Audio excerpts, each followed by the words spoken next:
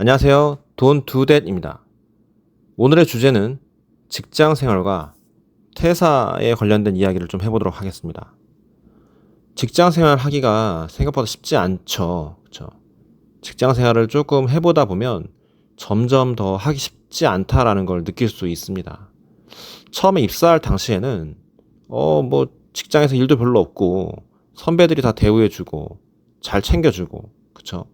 그러면서 월급도 따박따박 나오고 이거 뭐 할만한데 너무 좋은데 개꿀이잖아 라는 생각이 들 수 있습니다.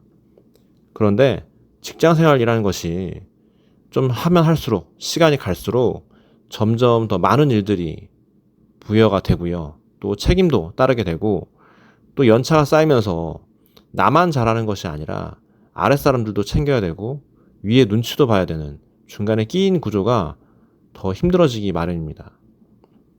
근데 또 직장 생활에서 일만 힘들면 또 할 수가 있어요. 제일 힘든 게 아마 대부분 공감하겠지만 사람인 것 같습니다. 사람. 직장 생활에서 사람들 간의 관계가 굉장히 중요하죠. 그렇죠? 둥글둥글하고 모나지 않는 그런 성격과 그리고 그런 처신들이 어떻게 보면 직장 생활에서 업무 역량보다 더 중요한 게 아닐까라는 생각이 좀 듭니다. 그래서 직장 다니는 것을 직장 생활이라는 단어로 표현하는 게 아닌가 싶어요.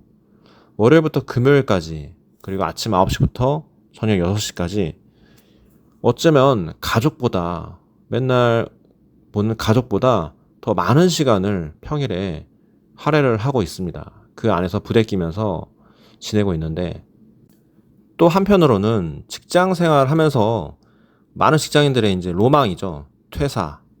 그쵸? 사표를 그냥 멋지게 던지고 나가는 거. 그게 많은 사람들의 로망이지 않을까 싶습니다. 사람이란 게 원래 그래요. 서 있으면 눕고 싶고 또 누워 있으면 서 있고 싶은 게 바로 사람의 그런 생각과 본능인 것 같습니다.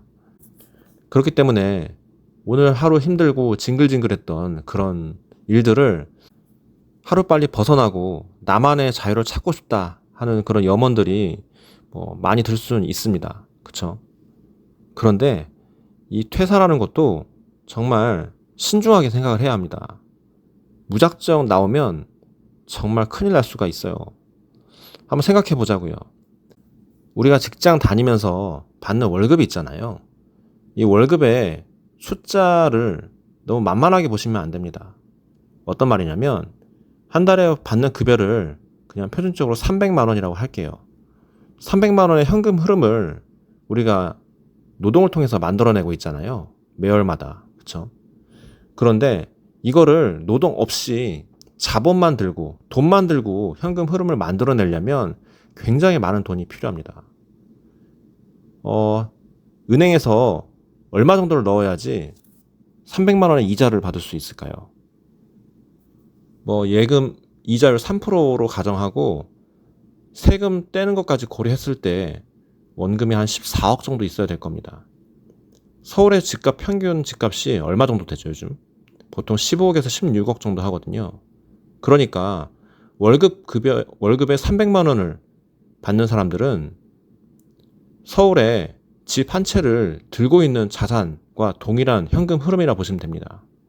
그만큼 만만한 숫자가 아닙니다. 그래서 퇴사를 하려면 적어도 이만한 수준의 확실한 무언가를 들고 있거나 아니면 각오나 준비가 되어 있어야 할 것 같습니다. 퇴사를 하면 좋죠. 저 같은 경우는 퇴사를 하고 나서 제일 좋았던 점이 뭐냐면 시간적 활용이었습니다. 시간적 활용. 내 시간을, 하루의 시간을 내가 계획하고 내가 사용할 수 있다는 것이 제일 좋았습니다. 그리고 부차적인 거로는 그렇죠. 회사에서 보기 싫은 사람들 안 봐도 되고 그리고 하기 싫은 일들 안 해도 되고요. 그리고 압박감, 직장에서 버텨야 한다는 압박감 그런 것들도 당연히 다 사라지고요. 일단 퇴사를 하면 머리가 안 아프더라고요. 아침에 일어났을 때 한동안은 굉장히 상쾌하게 일어났던 기억이 있습니다.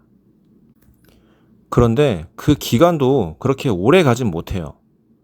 조금 이 생활이 적응이 되고 익숙해지다 보면요. 또 다시 나의 생활에 대해서 압박감이나 불안감이 들기 마련입니다. 이렇게 사는 게 맞는 건가? 라는 생각도 들고요. 왠지 내가 이 나이에, 이 젊은 나이에 지금 이 시간에 있어야 되지 않아야 될 곳에 내가 있는 느낌이에요. 이 세상과 동떨어져 지내는 기분인 것 같고요.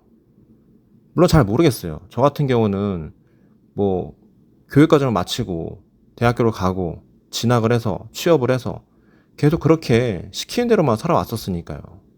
그렇게 남들이 정해놓은 그런 루트대로 시키는 대로만 살아왔었는데 갑자기 세상에 혼자 던져진 기분이 드니까 이게 맞는 건가 하는 생각이 들더라고요. 직장인들의 가장 큰 맹점이 뭔지 아세요? 내 스스로 시간을 설계하거나 계획하는 법을 모릅니다. 그렇게 살아본 적이 없어서 그래요.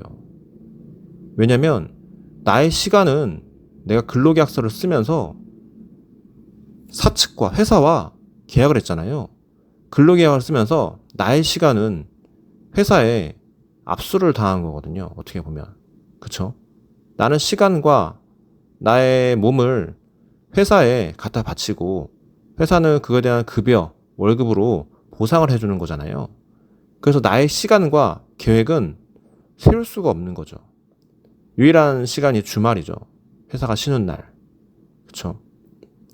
그래서 그런 연습이나 그런 훈련들을 해본 적이 거의 없기 때문에 퇴사하고 나서 처음에는 굉장히 멍해지고 어떻게 지내야지, 어떻게 효율적으로 생활을 해야 되지? 그런 생각들이 굉장히 많이 들더라고요. 물론 퇴사하기 전부터 굉장한 계획을 세웠었고 준비와 계획을 철저하게 했다고 자부했지만 막상 퇴사를 하고 나 혼자 내 일을 하면서 내 시간을 계획하고 설계하는 그 과정이 굉장히 시행착오가 많았던 것 같습니다. 그런데 퇴사를 하기 위해서 가장 중요한 게 뭔지 아세요? 물론 계획과 준비도 필요합니다. 중요하죠. 그쵸? 철저한 계획이 필요하고 또 마음가짐, 각오도 필요하고요. 그런데 더 본질적인 것을 한번 말씀드려보면 바로 믿을 구석인 것 같아요. 믿을 구석. 네 글자. 믿을 구석. 그쵸? 이게 있어야지 퇴사를 할 수 있는 것 같습니다. 이게 없으면 퇴사 못해요. 이게 없으면. 그러니까 이 믿을 구석이라는 게 뭐 돈이 될 수도 있습니다. 돈 제일 중요하죠. 퇴사할 때 돈 제일 중요합니다.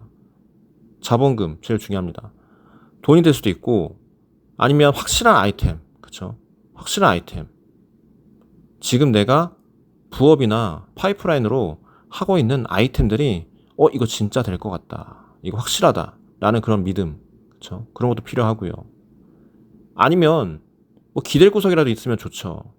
뭐 부모님이라든가 아니면 누가 도와줄 끌어당겨줄 확실한 무언가가 있다라고 한다면 그것도 믿을 구석이 될 수 있습니다. 이런 게 확실한 게 있어야 될 것 같아요. 그쵸? 저 같은 경우는 뭐 퇴사하기 전부터 재테크에 굉장히 관심이 많았었어요. 사실 뭐 공부를 했다기라기보다는 그게 재미있어서 더 집중적으로 파고들고 굉장한 학습과 공부를 많이 했던 것 같습니다. 그래서 그런 것들이 추후에 퇴사를 하기 위한 확실한 믿을 구석이 되었던 것 같아요. 물론 퇴사를 하고 내 사업을 하고 어떤 일을 하면서 해야겠다라는 계획도 세워놓고 여러 플랜 A, B, C, D까지 다 세워놨지만 그 플랜대로 100% 되지는 않습니다. 그리고 플랜이 잘 될 보장도 없고요. 플랜이 안 되는 경우도 있었어요. 그쵸? 그런 플랜들, 계획들은 누구나 다 있습니다. 그런 말들 있잖아요. 누구에게나 그럴듯한 계획은 있다. 그쵸? 그러니까요. 그런 계획들은 다 있는데 그 계획들이 반드시 잘 된다는 보장도 없고 또 계획대로 흘러간다는 보장도 없습니다. 틀어지기 마련이거든요. 안 될 가능성이 더 많아요. 망할 가능성이 더 많습니다. 저 역시도 마찬가지였고요. 저 같은 경우는 처음에 퇴사할 때 플랜 A를 가지고 퇴사를 했었는데 생각보다 쉽지 않더라고요.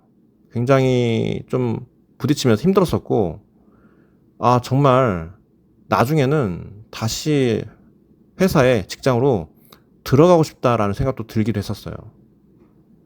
근데 들어갈 수 없잖아요. 이미 엎질러진 물이니까. 그러니까 더 이를 악물고 플랜 B를 돌리기 시작하더라고요. 플랜 B를. 그래서 플랜 B로 막 돌리면서 또 어떻게든 자리 잡고 뭐 나 홀로 서기를 이제 좀 한 케이스인데 이게 쉽지 않습니다. 정말로. 이게 쉽지 않아요. 그리고 저의 가장 큰 믿을 구석이었던 거는 그 당시에 자가 마련이었던 것 같아요.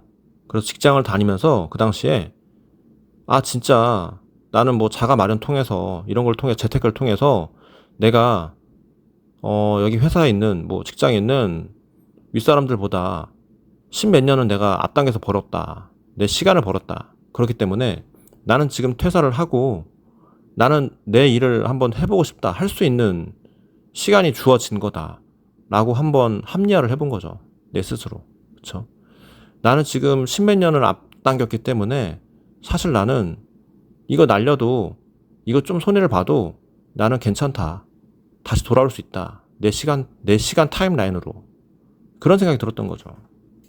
그래서 그게 큰 믿을 구석이었던 것 같아요. 그래서 어쩌면 객기라고 하죠, 객기. 그냥 용기 있게 당차게 사표 내고 나왔던 것 같습니다. 미쳤냐고 했죠, 주변에 다들. 왜 나가냐고, 그쵸? 나가면 지옥이라고 죽는다고 다들 미쳤다고 했습니다. 그런데 직장에 다니는 사람들의 그런 조언들은 퇴사를 해본 경험의 조언이 아닌 거잖아요. 그렇죠. 한 번도 나가보지 않은 사람들의 조언인 겁니다. 당연히 나가지 말라 하겠죠. 같이 여기 있자고 하겠죠. 그렇죠? 나가면 죽는다고, 지옥이라고. 당연히 여기 있자 하겠죠. 그래서 그런 결정들을 할 때 그런 의견들은 사실 크게 도움이 되지 않고 뭐 귀담아 들을 필요도 없을 것 같다라는 생각이 좀 듭니다. 가장 중요한 거는 제가 경험해본 바로는 믿을 구석이 제일 중요한 것 같고요. 그런 것들이 충분하다라고 판단이 되면 본인의 계획이나 플랜들을 여러 개를 짜놔야 될 것 같습니다. 그래야지 계획은 계획이기 마련이거든요. 언젠간 그리고 끝까지 그게 계획대로 흘러가지 않습니다. 사람의 인생이 어디에서 터질지 모르고요. 어디에서 물꼬가 트일지 모르거든요. 그래서 그런 것들을 충분히 계획을 하고 여러 플랜들을 만들어 놓고 에너지를 쏟아야 한다는 게 제 의견과 생각입니다. 오늘 내용이 조금이나마 위안과 도움이 되셨으면 좋겠고요. 다음에 또 좋은 내용으로 찾아오도록 하겠습니다.